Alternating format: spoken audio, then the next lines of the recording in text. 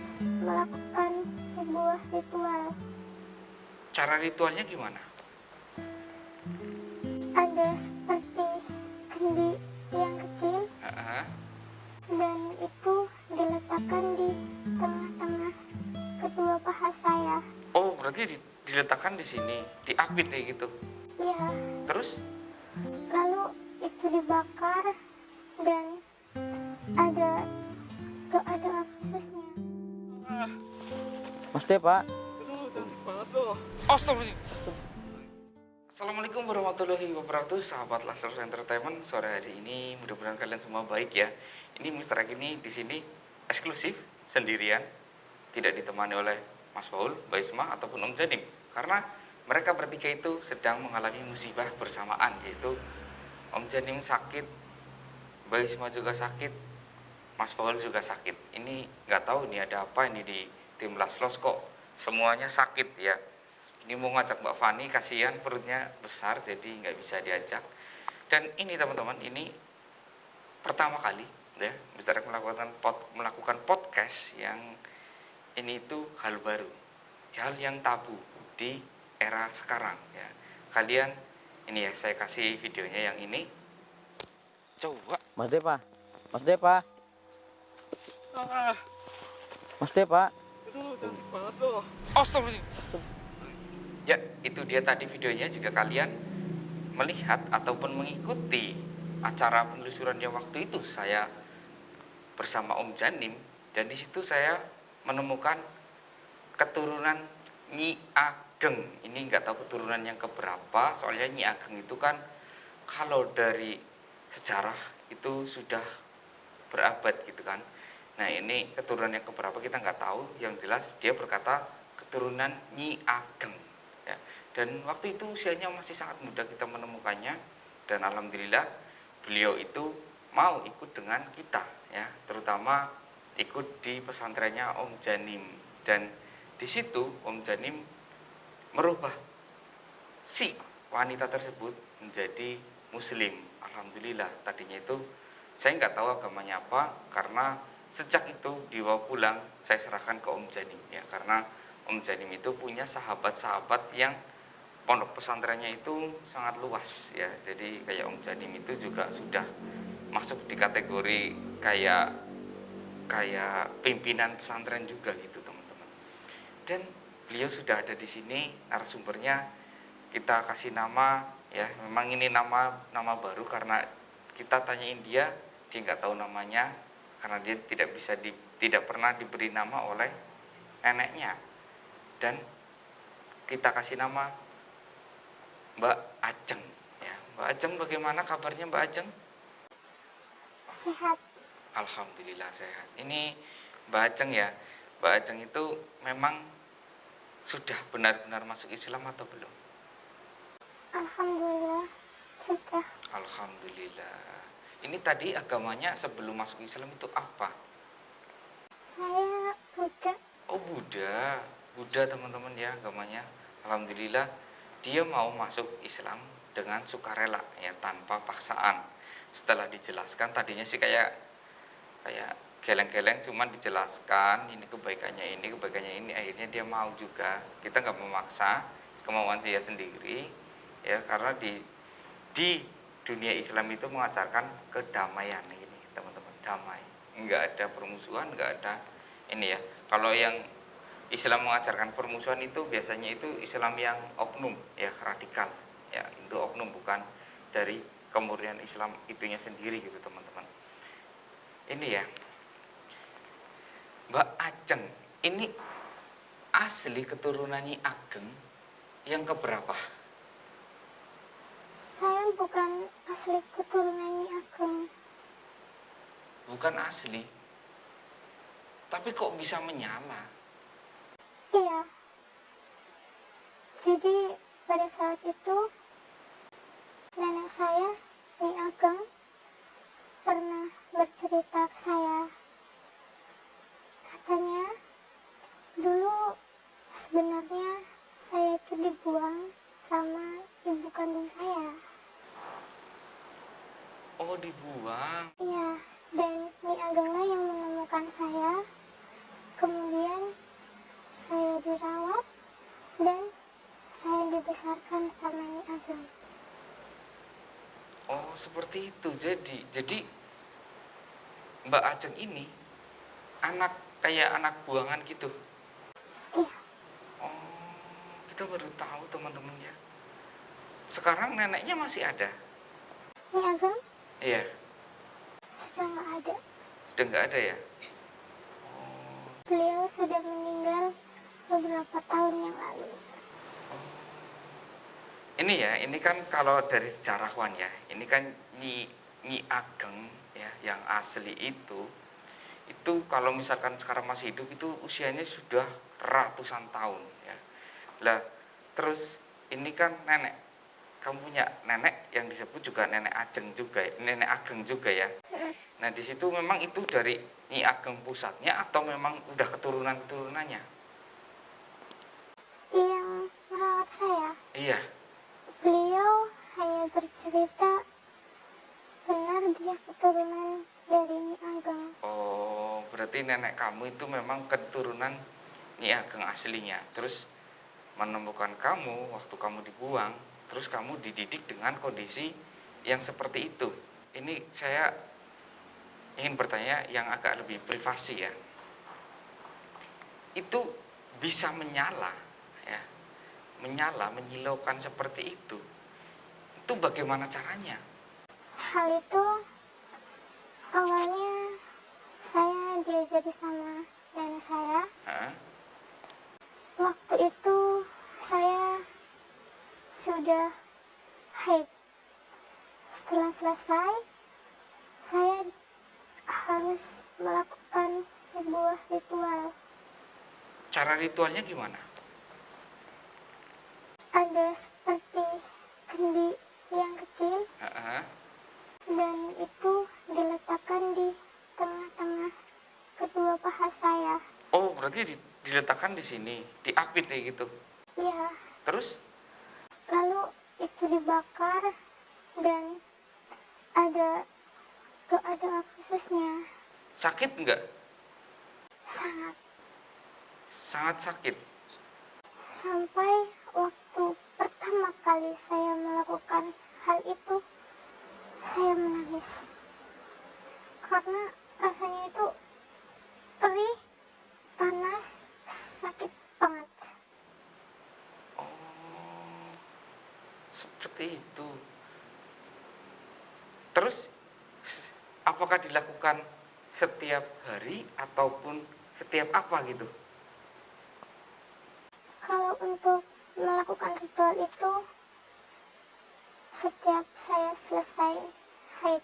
Oh, jadi 1 bulan sekali ya itu. Karena jika saya tidak melakukan ritual itu, tidak akan menyala lagi. Oh, Ya, jadi ritual itu bisa dilakukan selama 1 bulan sekali. Kalau nggak dilanjut, tidak akan menyala lagi. Nah, ini kan ritual itu kan sudah kamu lakukan ya, terus menerus. Karena nenek kamu sudah meninggal. Kenapa kamu masih melakukannya? sempat saya berhenti melakukan itu, Mm-mm. tapi tiba-tiba saya didatengin Nyi Ageng. Mm-mm. Saya tersebut lewat mimpi saya dimarahin. Terus saya juga merasakan yang sangat sakit juga. Makanya saya memilih untuk tetap berlanjut melakukan ritual tersebut. Oh, jadi karena dimimpiin ya, terus didatengin harus melakukan itu lagi. Terus kamu melanjutkan hal itu. Tapi kan ini sudah rutinitas setiap bulan. Apakah masih merasakan sakit? Sebenarnya masih sakit, cuma saya sudah bisa menahannya. Oh, jadi tetap sakit.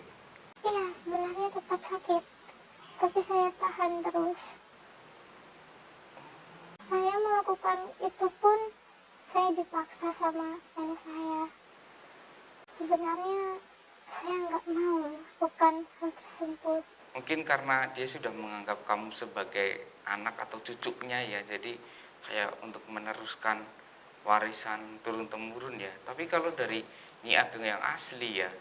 Beliau itu memang melakukan ritual itu untuk ya kalau misalkan sampai ada laki-laki yang melihat ya teman-teman ya, akan langsung jatuh cinta karena melihat cahaya yang menyilaukan dari bagian si wanita tersebut ya.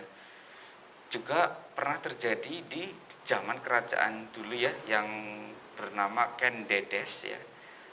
Dia juga memiliki hal yang sama tapi dia tidak melakukan ritual tersebut, ini dari alami ya. Dia mempunyai bagian vital yang bercahaya yang menyilaukan.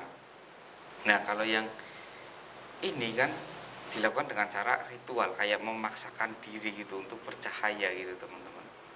Dan sekarang kan sudah nggak melakukan ritual lagi ya, sudah saya padamkan ya sama Om Janim juga. Ini ada perbedaan nggak Perbedaan, dari fisiknya? Soalnya kan kemarin saya lihat kayak kayak ada bekas luka kayak gitu loh. ya, bekas luka itu masih ada.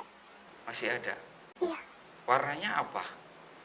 warnanya putih, lebih putih dari kulit saya. Oh, lebih putih dari kulit kamu. Iya, Kalau kita ya teman-teman kena luka bakar itu kalau nggak hitam ya merah ya. Tapi kalau ini putih mungkin karena sudah sering ya, sering melakukan hal itu jadi kayak kulitnya sering mengelupas terus jadi warnanya itu berubah. Ini mengerikan ya teman-teman ya. Ini jika kalian melihat orang ya yang kayak mungkin penampilannya kayak orang gila ataupun apa, tapi dideketin orang itu kayak menjauh, kita datengin aja teman-teman ya, kita tanyain, siapa tahu beliau itu dalam kondisi tersesat ya, tersesat dalam arti pikirannya yang tersesat ataupun memang pola hidupnya yang tersesat ya. Kayak Mbak ini kan kita anggap beliau itu tersesat. Sebenarnya tersesatnya bukan karena dari dianya yang menyesatkan sendiri, tidak, tapi dari orang yang mendidik dia.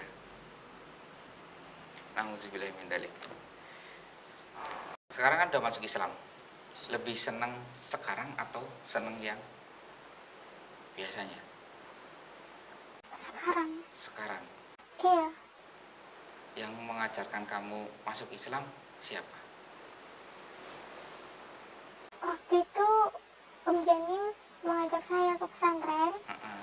Lalu di sana saya bertemu dengan ustazah yang mengajari saya.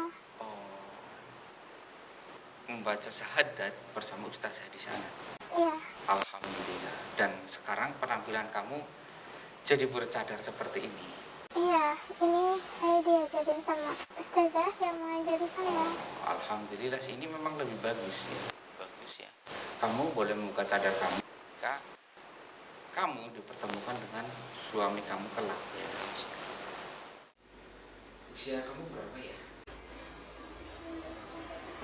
15 tahun. 15. Nenek meninggal usia berapa? Waktu kamu usia berapa? Umur 13 tahun. Oh, jadi 13 tahun berarti 12 tahun ya? Maksudnya selisih 3 tahun. 2 tahun ya? 2 tahun. 2 tahun ini baru ini ya. Berarti kamu pertama haid usia berapa? 10 tahun saya sudah haid. Oh, 10 tahun udah haid. Berarti mulai umur 10 tahun kamu sudah melakukan ritual itu? Iya, Astagfirullahaladzim, 10 tahun itu kelas berapa ya? Kamu sekolah enggak? Sekolah? Tahu sekolah enggak? Pendidikan? Kayak ini loh, apa ya kita jelaskannya gimana ya? Kayak kalau pagi berangkat kumpul sama teman-teman terus enggak, tahu ya? Oh ya. enggak. Ini gimana ya teman-teman ya? Dia nggak tahu sekolah gitu. Ya, saya hanya bersama nenek saya semenjak saya bayi. Di hutan yang waktu itu nemuin saya sama Om Janim. Oh iya iya iya. Memang kalau nggak pernah dididik emang kayak gini sih, jadi nggak tahu sekolah ya. Terus ini kok kamu bisa mengerti bahasa manusia tapi memang agak sedikit terpatah-patah sih kalau saya lihat sih. Ini siapa yang ngajarin? Apakah nenekmu memang bahasanya ini ataupun memang kamu dari orang lain? Kalau itu saya biasanya keluar dari hutan, terus kadang ada orang-orang datang beraktivitas, kadang saya bersembunyi lalu dengerin orang-orang ngomong, jadi lama-lama saya paham. Kalau dengan nenek kamu bahasanya gimana? Ada bahasanya sendiri. Oh, ada bahasanya sendiri. Iya, Oh, kamu pernah nggak di hutan, kayak di hutan tapi nggak sengaja bertemu orang? berkomunikasi juga. Iya. Baru pertama dengan, Oh, dengan saya baru pertama kali. iya, sama Om Janim. Oh, jadi pertama kali dengan saya. Ya, Terus kan hutan ya, hutan itu kan setiap hari kan tentunya ya ada orang menembak ataupun dari orang perhutani yang ngecek gitu kan. Memang itu nggak pernah berjumpa sekalipun. saya nggak pernah. Cara bersembunyinya gimana? Saya nggak tahu. Atau mungkin karena, Oh, bisa juga sih ya, karena Nyi Ageng kan memiliki kayak kemampuan sihir khusus ya untuk melindungi. Iya. Nyatanya memang benar teman-teman ya, ini dari informasi warga sering melihat cahaya, tapi ketika warga datang cahayanya hilang. Tapi ketika saya ya mungkin karena saya itu kebal sihir ya, juga mata kita itu, saya Om Janim itu dengan sihir itu tahu kebal, makanya kita bisa menemukan beliau. waktu itu saya juga pernah nyobain tanya sama orang yang datang, tapi orang tersebut nggak merespon, kayak nggak melihat ada saya gitu. Oh, fix benar. Ini berarti ditutupi sihir oleh neneknya. Ya. Duh, ini mengerikan ini. Jangan-jangan neneknya itu dari alam goib lagi. Tapi kamu tahu sendiri nenek kamu sudah meninggal. Iya, Yang ngubur siapa? itu saya sendiri di dalam rumah di bawah, tapi setelah beberapa hari sudah nggak ada. Oh, sudah digali, dikubur di dalam rumah, Iya, tapi nggak ada tiba-tiba. iya, tiba-tiba itu udah nggak ada bekasnya, itu udah nggak ada. Semuanya jadi kayak rata gitu. Saya juga sebenarnya bingung kenapa bisa seperti itu. Ini sih dari ceritanya ya teman-teman ya. Ini membuat saya kebingungan ya, karena ini tuh di luar nalar sekali itu. Saya sampai mungkin saya penasaran ya, nanti kita cari tahu rumahnya itu berbentuk rumah apa, rumah kayu atau rumah gedongan. Kayu, Kayu ya, kecil, kecil. dan itu kecil banget. Oke, ini rumahnya kecil. Nanti suatu saat ya saya minta izin ke ustazah untuk bawa kamu, juga diizinkan ya. Jika tidak, nanti ustazah akan saya bawa juga untuk mendampingi kamu untuk melihat ya. Saya ingin melihat, siapa tahu itu memang Nyi Agengnya itu dari alam goib ya. Dari alam goib yang sengaja untuk mendidik kamu gitu, yang membawa kamu untuk menjadi penerusnya. Ya, Astagfirullahaladzim, itu saya bisa berjumpa dengan kamu ya. Ini kamu kan di dunia waktu itu disihir ya. Melihat sesuatu enggak ya, kayak mungkin kayak makhluk goib gitu. makhluk goib Pernah lihat nggak?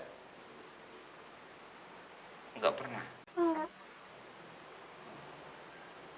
Sejak nenek kamu meninggal, makan kamu gimana? Saya makan yang ada di hutan sana. Makan daging-daging, Iya. nangkap sendiri. Iya, saya nangkap sendiri. Soalnya saya juga sempat diajarin sama nenek saya. Tapi waktu ini ya, kemarin kan saya bawa kamu ya, kamu kan mau dimasukkan ke dalam mobil, kamu takut kan? Terus waktu itu juga kamu kayak malah mau pergi lagi. Tapi kok kamu bisa manjat pohon dengan semudah itu? Iya, karena saya sudah biasa melakukan hal itu. Jadi teman-teman, ini waktu itu ya kita mau bawa ya, sayangnya tidak ada rekodanya ya. Mbak Ajeng ini ya, dia itu naiknya cepet banget teman-teman ya. Bahkan sama monyet pun, monyet bisa kalah ya. Dia kayak gini aja teman-teman. Kalau kita kan harus kayak gini kan. Dia itu hanya kayak gini aja. Waktu itu kan kamu pakai kain hitam. Itu kain dari mana? Nenek saya, iya Gang. Nenek kamu?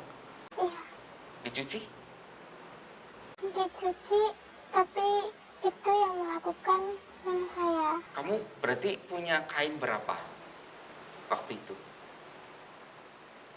Ada banyak. Banyak. Semuanya hitam. Iya, seperti itu semuanya. Kalau mandi di mana? Di ada sungai kecil, Heeh. itu saya mandi di situ. Siang atau malam mandinya? Malam. Malam. Iya, Waktu itu kan saya melihat kamu ya. Itu malam hari. Itu kamu habis dari mana? Apakah habis mandi atau gimana? iya, Oh, jadi kamu habis mandi. Ya di situ saya melihat ada sungai yang sangat jernih juga sih. iya. Saya nggak diperbolehkan mandi kalau pagi, siang, sama sore nggak boleh. Terus ini ya, meskipun di situ nggak ada orang ya, apa kamu nggak malu membuka kayak gini terus? Membuka waktu itu kan kamu suka membuka. Ya, saya sih nggak tahu ya tujuan kamu buka untuk apa, mungkin untuk penerangan jalan atau gimana gitu. Tapi kan kamu kayak membuka aurat kamu. Itu yang diajarkan sama Niageng. Oh, jadi kamu nggak tahu kalau itu hal yang memalukan, nggak tahu. Nggak tahu. Astagfirullahaladzim. Sekarang sudah masuk Islam kan, jadi sekarang sudah tahu kan kalau hal itu jangan sampai terbuka, bahkan terlihat oleh orang lain. Iya, saya sudah tahu itu. Ya, makanya sekarang hati-hati, dijaga ya. Jangan sampai sembarang membuka-buka gitu. Ya. Itu hanya boleh dilihat oleh suamimu nanti ya. Kasihan nanti kalau misalkan kamu tiba-tiba membuka kayak gitu, kasihan suamimu nanti ya. Iya, Iya. Kamu mudah-mudahan jadi anak yang bener ya. Nanti mungkin masyarakat akan pantau ya, tim Laslos juga harus pantau ya, kru semuanya pantau, kebutuhan dia juga harus dipenuhi ya. Mudah-mudahan rezeki Mbak Ajeng ini berlimpah ya. Jadi beliau bisa jadi manusia ataupun orang seutuhnya ya, yang diberkahi dengan rezeki yang berlimpah. Astagfirullah. di sini kalau makan enak. Enak-enak. Iya, waktu saya sama nenek saya, terus saya sendirian di hutan, saya nggak pernah makan makanan yang enak seperti di sini. Iya, dan di tempat sana yang saya dibawa sama Om Daniel, Iya, tidurnya juga enak. iya, Kayak ini ya, tempat duduk ini ya. iya, di sana ini kayak gini.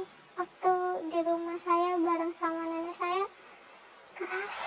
Keras. Iya, kalau ini namanya empuk. Oh, Empuk ya. iya, Ya memang kalau di hutan itu keras ya. Tapi saya salut sih, kamu tinggal di hutan tapi kondisi ya yang waktu itu saya lihat ya, tubuh kamu itu bersih, bersih, putih ya, mungkin kamu itu kayak yang saya lihat ya dari wajah asli kamu ya, kamu kayak bukan orang Indo asli, kayak keturunan Cindo mungkin. Kalau itu saya nggak tahu. Nggak tahu ya. Iya, nenek saya nggak pernah bercerita tentang ibu saya, tapi nenek saya cuma bilang waktu nemuin saya itu ibu saya nggak bersinar gitu itunya. Oh, Saya sempat menanyakan itu ke nenek saya. oke, itu kan dari tebakan nenek ya, itu kan nenek yang bilang. Kita nggak tahu kalau nenek itu benar atau tidak ya. Coba kalau misalkan nenek itu sengaja mencuri kamu terus mengada-ngada dan berkata seperti itu, kamu percaya nggak? Nggak tahu. Nggak tahu. Kamu punya ini nggak, kayak curiga ke nenek? Nenek itu galak atau sayang sama kamu? Nenek dia suka marah kalau saya nggak nurutin apa yang nenek bilang, tetapi nenek selalu bilang itu demi kebaikan kamu karena nenek sayang sama kamu gitu. Oh, jadi ini kecurigaan saya sih hanya satu ya teman-teman ya, antara nenek itu mencuri waktu dia masih bayi ataupun nenek itu memang benar-benar menemukannya ya. Sayangnya neneknya sudah tiada, tapi ini nanti akan saya selidiki ya. Ini saya penasaran dengan ini. Saya akan jadi detektif di situ ya. Katanya makamnya itu tiba-tiba hilang rata. Ya, mungkin karena nenek ini nenek sihir dari goib ya, Nyi Ageng asli ya. Kita nggak tahu. Mudah-mudahan ini Nyi Ageng asli. Jadi saya bisa menanyainya ya. Kalau dia itu dari goib, saya bisa menjumpainya. Tapi kalau memang dia benar-benar sudah meninggal secara ini, maka nggak bisa gitu teman-teman. Sekarang kan kamu sudah di dunia normal. Apa yang kamu inginkan? Saya Iya. ingin seperti beliau. Oh, seperti ustazah. Oh, bagus dong. Ya ustazah. Ini kita ya teman-teman ya, ustazah di belakang ya, karena mendampingi beliau ya. Jadi saya senang sekali karena beliau itu ingin menjadi ustazah yang di sana ya. Oke. Oke, ini mungkin kita bincang-bincangnya cukup dulu ya, karena mungkin kayak udah terlalu lama. Nanti kalau saya membutuhkan sesuatu, boleh saya kabari kamu lagi? Boleh ustazah? Alhamdulillah. Ya udah mungkin sampai di sini ya teman-teman ya. Ini saya Mr. X kayaknya cukup sampai di sini. Nanti saya akan menguak informasi di lokasinya lagi. Dan saya Mr. X undur diri. Mbak Ajeng juga undur diri. Salam langsung.